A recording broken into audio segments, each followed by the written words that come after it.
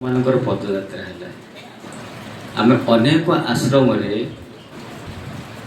विश्राम नहीं हाँ कि नहीं कि आज जो मीठा कथा फूल गामुछा विपद जो मीठा कथा बाणी से पहचानिए चोर सौका घाट और अंतर की जो करेनी वो निकले मुझे हाट। ऐसा बाणी बोलिए ऐसा बाणी बोलिए मन का पखोय और को शीतल करे तो आप शीतल हो। आउ टे पूर्व प्रभु कहते कहले मोहन रे तो पाखे जदि कैमेरा अच्छे टे फोटोटा उठेल जो फूल गुड़ाक केमती नाचुची। लीना दीदी कहते प्रकृति कथा कहूँ कल्पना दीदी कहते वर्षा मान स्वागत कर मोर बाबा मान को वास्तविक वृक्ष भी कथा कहे प्रकृति बहुत कथा कहे।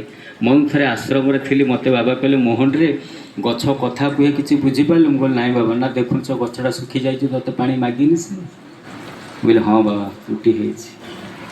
मुझे वेद पुराने कुराने से क्या मुझे सत्य का पाठ पढ़ा देखो और मुझे मंदिर मस्जिद जाना नहीं मुझे प्रेम का रंग लगा देखो।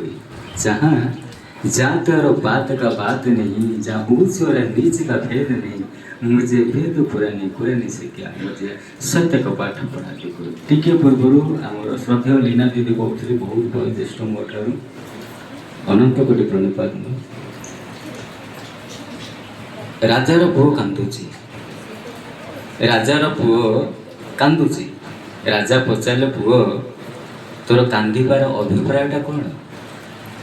आमे माने जीवन में जप करुचे तप करुचे व्रत करुचे तीर्थ करुचे यात्रा करुचे हाँ कि नहीं क्या पाइबा ये आत्मा परम पिता परमात्मा को उपलब्धि करने अनुभव करने।